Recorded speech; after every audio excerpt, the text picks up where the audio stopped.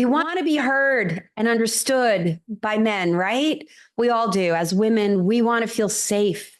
We want to be able to trust our men. We want to be able to open up our hearts. But sometimes we struggle with that.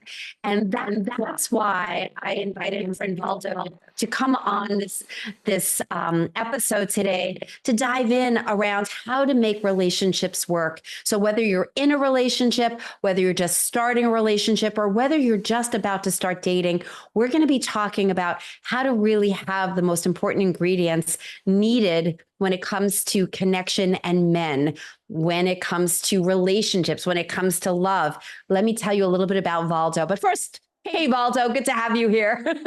So glad to be here. All right. So Valdo Lallemand has the uncanny ability to know how to get couples out of funk, find where the juice is, and transform painful struggles into deeper love and appreciation. He believes that love has to be liberated. Without intentional worldly and divine intervention, couples are bound to trade freedom for security. Yeah. Ouch. Take a breath into that. Or barter aliveness for comfort. Yeah, we do that sometimes. Ouch. Let's not do that anymore. Bargain the willingness to do whatever it takes for the ease of time-tested but mediocre solutions. We don't want mediocre. We want that aliveness. So we want that fullness.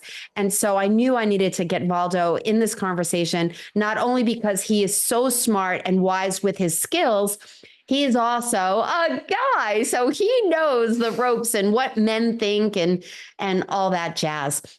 I also just want to say that I was recently on Valdo's podcast. We'll put the link in the show notes as well, because we talked about toxic femininity. And we had an amazing conversation about what are women doing that have men shutting down or have men not opening or really leaning in to what we deeply desire to be understood and heard and all that stuff. So we're going to flip it around a little bit today and talk about why women don't trust men and how we could potentially shift that so that we can feel closer to men and get men to really understand us.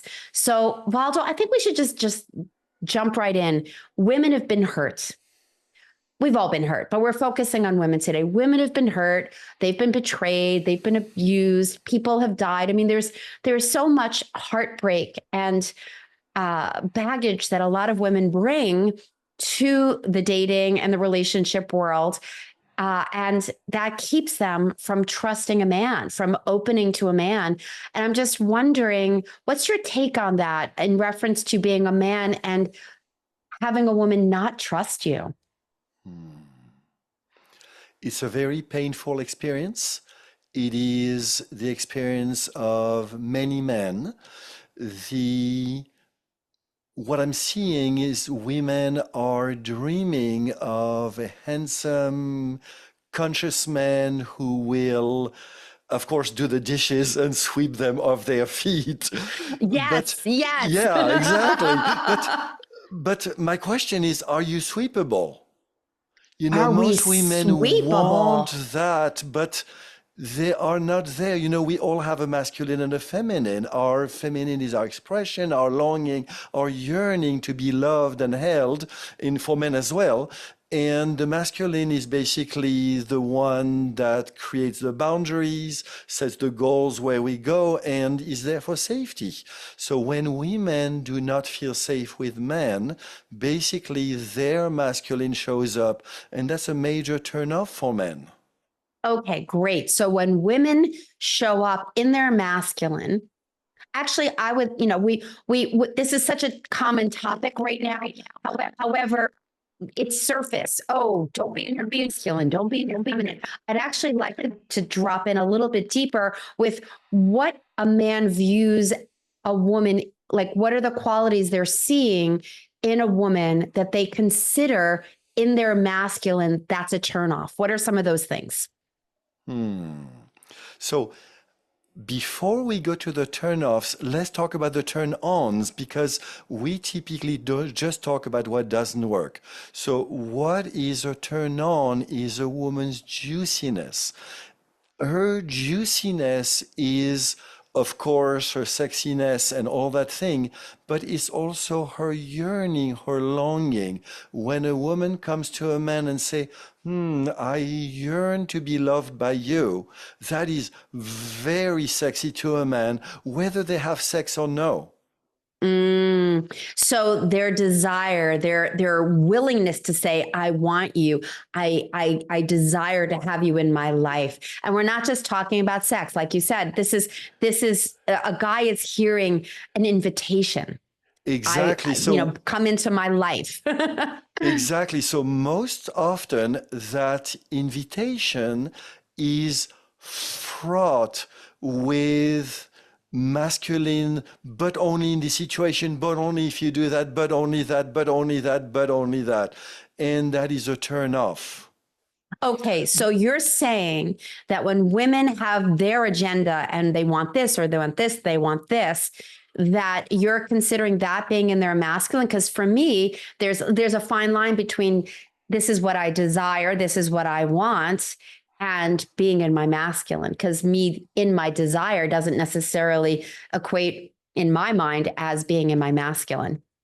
So the masculine that is what I would call natural protector is welcome. So, for example, if a woman shows up on a first date and says, I'm longing for this, and we will not have sex for 3 months, some men will be out in a minute, but some men will say, wonderful, that sounds like someone I really want to get to know. If the masculine is against the man's masculine, that's the key, is the against part. Then there is basically a fight, and that fight is not fun for men. Totally get it, because there's the repelling versus the attraction, the magnet. Yeah, and the piece here Yeah. is when there is that fight, there is no sweepability. So if a woman shows up sweepable with her boundaries, say, hey, I'm so looking forward to get to know you, and there will be no sex. I'm going to change the 3 months to 3 weeks, and it could be 3 hours. Doesn't matter. But Yeah. if it's a positive boundary, as a way of saying, hey, I want to show up if you're worthy, that is a wonderful invitation.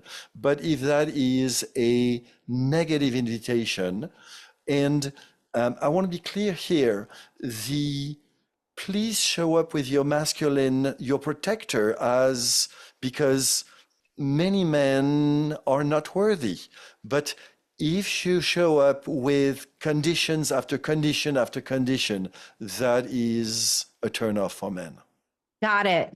Because so I love that you're like, we all need our masculine and our feminine. We need to protect ourselves and have healthy boundaries, and how we're presenting ourselves. That's what I'm hearing, instead of the convictions and the checklist and the control energy.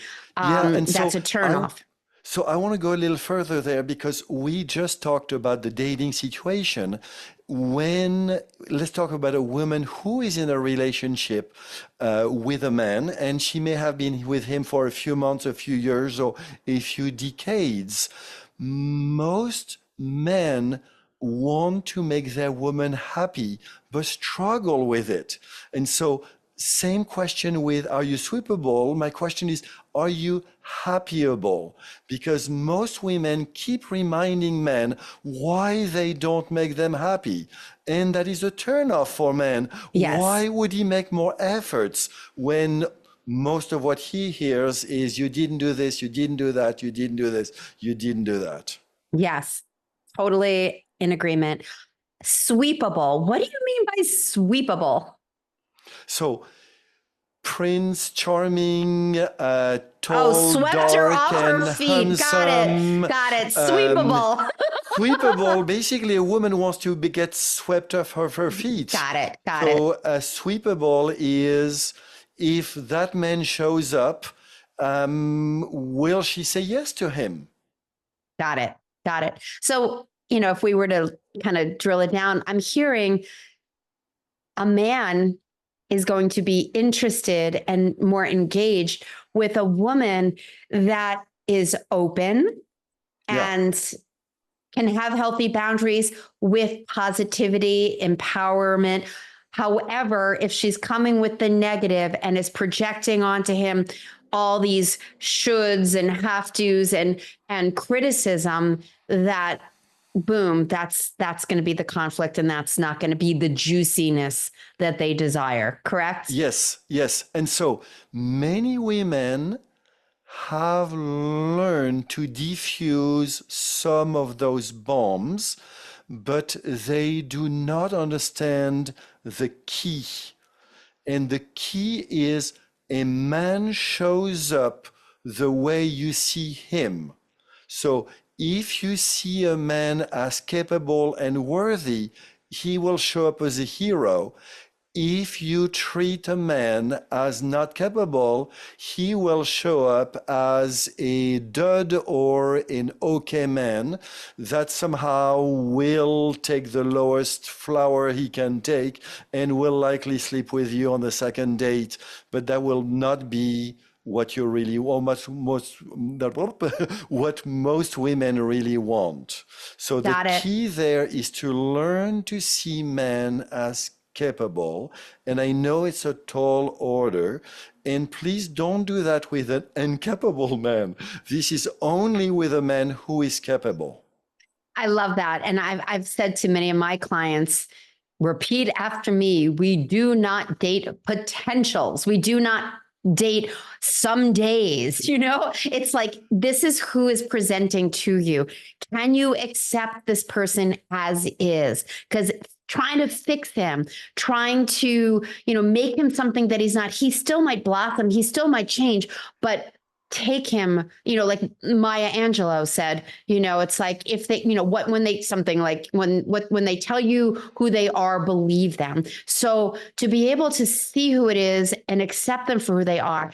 And if this person is a hero or then cultivate that, see them, and then of course come to the table with your desires in a positive, open way. Do I have that And right? so almost what I'm hearing is that you do best than most to diffuse bombs. However, I am not sure you're fully empowering men and seeing them as capable. And so, with the couples I work with, I often ask them how, I typically tell the woman when was the last time he told you you're beautiful? And typically it's within hours, sometimes days, and then I ask her, when was the last time you told him he's strong? And she doesn't even breathe anymore. I didn't even think about it. So you want him to tell you you're beautiful. Tell him he's strong. It is that simple. So guys need to hear that too. They need to be honored and seen and recognized for their strength, or that they're handsome, or that they're even capable. Thank you for having my back on that. That made me feel safe and relaxed and held. That's important for them as well.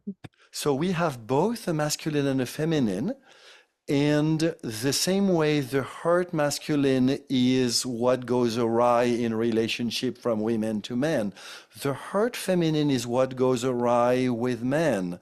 Men have been hurt by women, and unless a woman shows up in a way that she makes him feel good about himself, she wants him, and she basically tells him, hey, you can be my hero, his hurt feminine will get in the way. And that's where we get to the tricky place, because most people, well, we all have our woundings and we all have our bags that we bring to the relationships. I always say we need to empty out the U-Haul, and just bring a carry-on. However, people are bringing their beliefs, they're bringing their pain, they're bringing their experiences on both sides. So a man might have been emasculated, a man might have been criticized and doesn't feel capable or being the hero, just like a woman has felt, I've not been heard. I don't feel like he's meeting me. I don't feel safe. And that's where, you and I are able to help people work their inner journey so that they can present differently. Because when you were talking about the man being hurt and I need to kind of support him and lift him up, I'm really good at that. Like I totally have like a double PhD on my language with men and lifting them up. That comes naturally to me. However, in my past, I also was a big critic. I also was that I'm not getting my needs met. I'm not okay. And that men have been hurt, women have been hurt, and we got to take care of our side of the street in order to have this connection. So where do we start? And where does a guy start? Where does a woman start? Exactly. So this is the beauty of relationship in which we've been hurt in relationships and we can heal in relationships. So those hurts are going to show up again and again and again. That is normal. What most marriage counseling does is processing. So, Bobby, you were hurt by Lucy, and when she did that, and Lucy, you were hurt by Bobby when we get that. And that goes nowhere.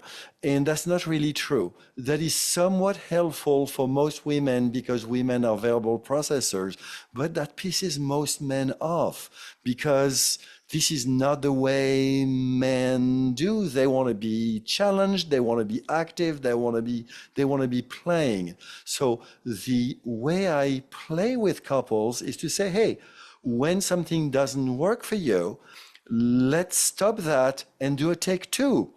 And front load your needs, front load what you want to do differently. Sometimes it takes a few takes for couples to go there. But when that happens, there is a connection, there is a joy, there is a strength of having been able to diffuse a bomb, and it's from diffusing bomb after bomb after bomb that the relationship builds the trust, builds the juiciness, and that happens even with couples that have been together for decades. Beautiful. Some women believe that, oh, my husband, blah, blah, blah. No, when men are treated as capable, they show up as capable. Got it. Got it. And one of the things you also said was that we heal in relationships. And it's one of the reasons I love relationships. And I'm looking forward to my next relationship. I've taken a conscious sabbatical from relationships. And one of the things I love is it's an incubator with the right person to be able to do the healing work. I mean, I've learned and grown so much, especially with the relationships I have now, because I tend to have a higher level conscious connection with people. Now, you're talking about building over time, and that's beautiful, diffusing bomb after bomb after bomb, totally. And hopefully there aren't that many bombs and we learn fast and more, quickly so we can get back to the fun and the juiciness. However, in the beginning of a relationship, when both sides are afraid, the man is afraid, oh my God, is she going to be like my last relationship? Is she going to ask too much of me? Am I not going to be good enough for her? Whether it's conscious or unconscious, he's on eggshells and she is not trusting him. She has the list of, I want to make sure I don't get burned again. I don't get hurt again. And so in the beginning of a relationship, there are those moments, those bombs, I call them bumps, but yes, some of them really feel like a bomb has exploded. And I heard you say do-over. So is there something you might offer to the woman who's starting over and just getting to know somebody when, oops, a bomb is going off? So the key word is front load. So Yes, at the I love that. beginning, I'm going to talk about a woman going onto a date and she is worried of this and this and that. Sharing that right away, hey, I'm really looking forward to get to know you and I'm really scared right now. That opens a man's heart. And then the man then feels empowered to say, I'm so glad you're saying that because I'm scared of walking on eggshells with women. Yeah. So And then you're in a front real load, conversation, an honest conversation. Yeah. Vulnerable. Exactly. And so one of the things that women want is for men to share their feelings. And so what women actually want or think they want is to have a conversation in which they process their feelings with their girlfriends. What happens typically there is women are turned off. Is no, he doesn't feel it is masculine. That feels feminine. So what is good in relationship is for men to just front load or more to state where they're at. I'm afraid, or I'm this, or even I'm horny. And so for a man to say I'm horny does not mean I'm asking for permission or I'm asking for consent. But for a man to learn to share in his relationship how he feels is simply to de-eggshell eyes the situation, because once he knows how he feels, then there is no need for the woman to keep guessing and guessing and guessing and guessing. I'm pretty sure you know what I'm talking about. And then she can just relax and be herself, and it's much easier to engage from that point of view. Beautiful, beautiful. And I also know from my own experience, and certainly with my training, that with, as you say, the front loading, that when we put our cards on the table and we put the cards that we're willing to share, we don't have to share all of our cards, but when we're able to really say, this is what's going on inside of me, or this is what I'm looking for, or this is what I'm desiring, that you end up having a conversation in real time and not 3 or 6 months down the road where you're like, oh, I didn't know you didn't, you didn't want to travel, or I didn't know that, whatever, fill in the blank there. And that when you have these important conversations up front, that, or even I love to ask this question of men, and I'm curious what you think about this. I like to ask men pretty soon out the gate, if it's somebody that I'm wanting to date, what does stress look like to you when it comes to relationship? And is there something that, you need from me when that happens? Like, what does it look like? Because like for me, I'm still healing my attachment disorder, not disorder, but my attachment style of anxious. And so for me, if somebody is in reaction and they just disappear on me, it triggers me. I have to deal with a lot of emotional stuff. So if they say, well, if I'm triggered by you, or if I get stressed by something, I'm going to need to have a day or an hour to take a step back. I would want to know that up front. And then we can talk about how to strategize. What's your take on conversations like that in the beginning? I am loving that you asked the question. And there is a but coming here. Yeah, you're a guy.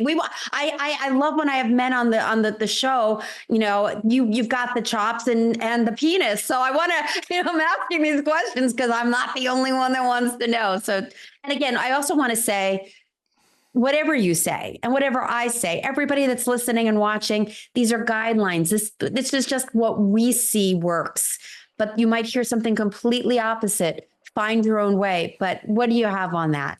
What's the So, but? yes. So I may, and I'm just going to be French, piss up some of your audience right now, but women are typically looking at the past with a negative eye because they don't want that to occur.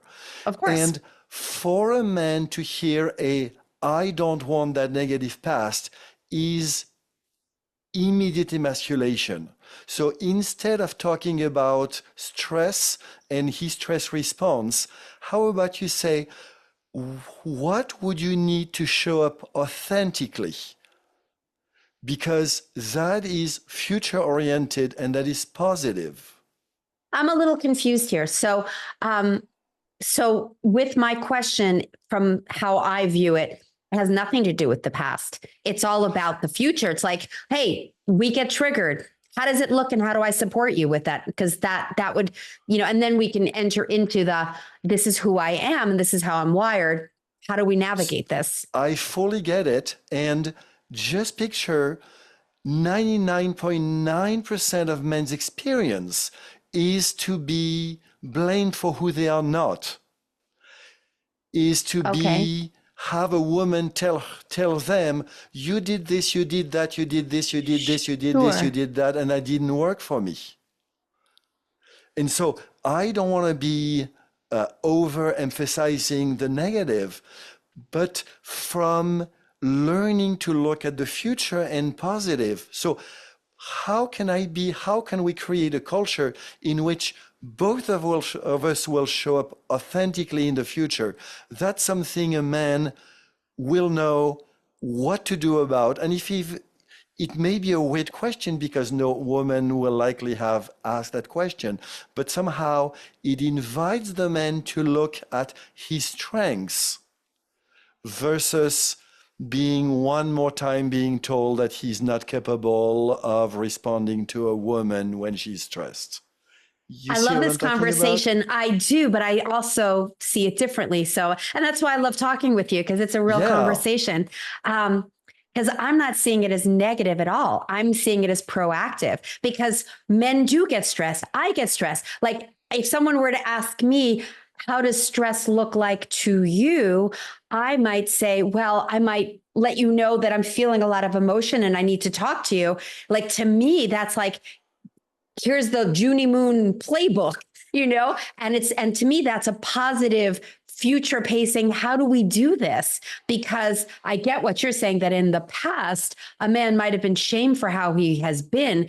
I'm seeing it as, hey, what's your playbook? Like when you have something that happens that doesn't feel good to you, how does that look so I can support you and we can do this together so that we're not triggering each other, but we can actually know, oh, it seems like something's up. Can we have a conversation? So I'm not seeing why it's a negative. It's to me, it's like, how do we do this differently? Who are you? Who am I? How do we do this together? I got it. So when I work with women, I invite them to find their yeses and their nos when they open and when they contract. With men, the same thing. And so here you ask me, and I'm a professional relationship ish, whatever the word Yeah. is. Uh-huh. I love processing. And when you talk about stress, there is a part of me that contracts. Got it. Got it. Okay. So even just the word, like that's not a good word that could connect for you. It certainly contracts you. And that's why you went to the positive. Do I have that right? Exactly. And Okay. so So I yeah, so I'm unusual from the sense that I spend most of my time on relationship. I spend most of my time processing relationships. And despite of that training, there is that. So the assumption I'm making is most men are going to have that basically contraction when they hear the word stress. got it. However, if you take the same thing but put a positive spin on it and use the word authenticity, the man is going to show up very differently. So connect the dots for me because I'm totally grokking what you're saying here. So do you know grok French? Do you Yeah, know of do course. the French Yeah, know of course. grok? Captain Spock, yes. Okay, just checking. So authenticity, connect the dots between how okay, let's just say you and I are in a relationship and I would like to know when something is stirring inside of you, maybe something I did or life is challenging you, how I can support you. So how, because the word authenticity is not connecting the dots for me. Like, how might I invite you into that conversation of what does it look like for you so that we can support each other? So the word support is key. And if you talk about when we have a conflict, then because all men know they will have a conflict with a woman, but somehow stress is a word that makes the man responsible. Got it. Got it. Got it. Interesting. Because that's not how I would see it, that a man would think the word stress makes them responsible and then brings them into the past. Interesting for sure. And the word conflict is definitely something that we can own together. There's something the two of us are in. And if you're sensing something that is causing a conflict, how might we proactively deal with Yeah. it? And so one of the things that you may not notice is you have a lot of curiosity. Yes, I And definitely do. curiosity, yeah, exactly. And curiosity is a turn on for men. So Hmm. when you ask a question with the word stress with curiosity, it is much easier to hear.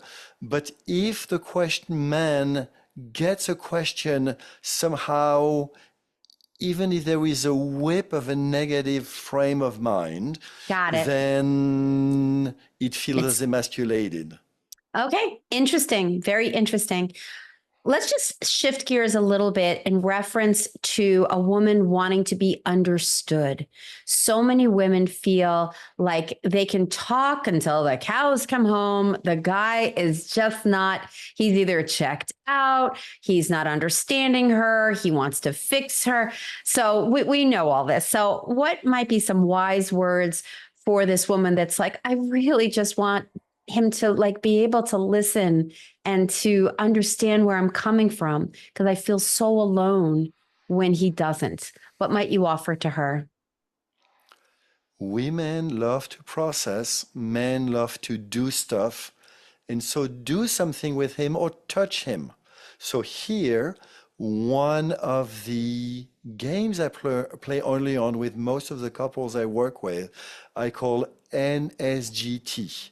So NS is for non-sexual. And so I invite men to do non-sexual touch. And the specificity here is non-sexual genital touch Mm-hmm. is for men to create situations in which their woman will be able to touch their genitals in a way that does not lead to sex. Because this is a place where almost all women know that if they touch their man's genitals, it will lead to sex. So learning to have sex and even more non-genital sex, which is just for her enjoyment without leading to sex, is really critical in changing the way the couples relate. So then, when she wants connection, she can basically go and touch him, put her hand on his chest, or if he's still disconnected, she basically could grab his genitals, and then you can imagine he would be surprised. As and in a culture in which the what happens is connection, not sex. Okay. So interesting that you went to sex. And that was really great, like some really good information there. And I want to ask a follow up question to my original question. As a woman, putting sex aside, because totally women definitely want to be understood and feel safe and taken care of in intimate ways. Putting that aside for a second, something happens and we need to talk and we want our guy to listen and we want our guy to understand where we're coming from and we don't feel like they're present with us. What might a woman offer in language or yeah, what can a woman say or what's the invitation that will help a man lean in? I mean, I have my own version, but I would like to know from your perspective, what helps a man really show up for a woman and have that woman really feel heard and taken care of? Same word, front loading. Yeah. Most women don't get what they want because they don't ask for it. Yeah. So if you say, hey, darling, there is something that is really bothering me. Would you have 20 minutes to just listen to me? Please, no solutions. Many guys will just show up and will give it to you. Exactly. And that's exactly what I would say too. I really wanted to see if there was anything else. And you added something that's really important, which is you gave a timeline. I know that men can be like, oh my God, how long is this going to last? When is she going to she's, uh, one of my past relationships had a challenging time with my emotionality. And I called one of my ex-boyfriends, who is a dear friend of mine. I was like, he freaks out when I get emotional. And my ex, he laughed and he said, just tell him you need 5 minutes to just spew and then it's over. Just take a breath, hold the space. Junie just needs 5 minutes, maybe 8. You don't have to do anything, just hold her and listen to her. And it was such a relief to him because it was like, oh, really? It's only going to be 5 to 8 minutes, like maybe 10, the worst. Okay, I can do that. But he was like, whoa, is this ever going to end? And that's so Most important. most men have no idea that when a woman cries, the only thing they have to do is to hold her. Right. Right. Nothing Just be else. there. Yes. I mean, and there are very few men that are listening to this, but guys, it really isn't rocket science. You don't even have to really remember what we're even saying most of the time. Just be with us. Let us go for, just let it rip and just hold the space for us. Tony Robbins was one of my greatest teachers. He says, Tony, he's like every man comes to me and he says, I gave her everything. And Tony then says, but you didn't give her what she wanted, which was presence. And so I love that. It's like, just hold her, just be present. I love that. So true. So if we come back to earlier conversation, if a woman comes to a man asking for his presence, she will say yes. If she comes to him, even if she says or doesn't say, but her attitude is, you are never present for me. Exactly. Big difference. Exactly.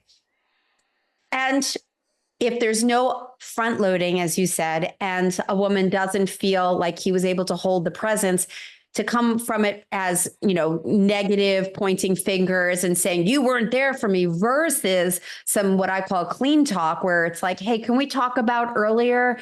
At least you can set it up for the next time in a positive way and how you felt, without blaming or shaming, but actually letting him into, this is what I really need. And, in the future, maybe Yes. I'll let you know this is what I need. So I'm really glad you're saying that, because part of the reason men don't trust women is typically women, after saying, I need this or I need that, tell men, and it hurts when you don't give it to me. Yeah. Yeah. So for a man, if you say, I need you to hold me for 5 minutes, the man will say yes. If you say, because whatever it is, Right. Right. The other part. exactly. So Yeah. basically, learning to express one's feelings or learning to express one's needs, and that is it. Because then, if he has the ability to show up as a hero, he will use his masculine skills. Okay, she feels this, or she feels cold, or she feels that. What solutions can I find? And then he will show up as superhero, do that, which he will appreciate, but only if he feels that he has the space. Exactly. Exactly. And this whole conversation we've just had, everything comes down to knowing yourself and having good communication, sharing what's going on inside of us, letting somebody into what's going on inside, being vulnerable, because that, intimacy, into me see. That's what we're talking about here. Anything else you wanted to add? Yeah, we need to play more with each other. Play, fun. Yeah. Yes. And Yes. so playful and also kinesthetic. And so one of the things I teach my client is for the woman to say, I'm closed or I'm open. And Mm. then for the man to say, I'm up, I'm on, or I'm not. And you can imagine this is very Yes. visual. But when the two of them are able to, in real time, give each other that feedback, then they can go for a take 2 and take 3, in which they can meet both needs. Because both men and women want the same thing. They want to be connected. They want to be joyful. She wants to feel beautiful. He wants to feel strong. All those things are the same with his flavor and her flavor. And basically, in a couple, we either take each other down or we bring each other up. So, Yeah. learning to bring each other up joyfully, playfully, that's the key. So beautiful. So where can people find you if they want to learn more about what you have to offer? Because I know you have a lot of things Yeah. that you share. Thank you. So I'm assuming you're going to link my website on the Absolutely. description. So happycouplesplaytogether.com. And then I have a YouTube channel, The Vibrant Couple, that I started a year ago. And that's the one in which I interviewed you a couple of weeks ago. So that's it. Beautiful. Absolutely beautiful. So sister, everything he's talking about and about being in relationship, it starts from the very beginning, and it starts at the very beginning, which is you. So keep doing your inner work, keep learning who you are and how to be, and taking good care of yourself, and then using what we've been sharing today in reference to connection and communication and front loading and all of these things that were shared today. You've got some really great skills to have a sustainable, successful, healthy, happy relationship, and playful. Yes. And I'm going to paraphrase you. Sister, you are worth it. Aw, that's so good. Yes, sister, you are worth it. We are all worthy of great, great love. Valdo, thank you. Thank you for your time. That was so fun. It was fun. All right, everybody. See you next week. Mwah. One more thing before you go. Have you taken my Discover Your Love Avatar quiz? It's a 2-minute quiz that can help you not only know your strengths, your superpower, because you have one, also identify some of your blind spots, some of the things that might be having you in your fear, having you behaving in ways that aren't in alignment with your highest self, the way you want to be when it comes to dating and relationships. And it'll also help you discover why maybe the stars haven't lined up for you yet. Bottom line is, you take this 2-minute quiz, you get a full report in your email with details on how to move forward in next level love, whether you want a partner or not. So you can go to midlifeloveoutloud.com/love quiz.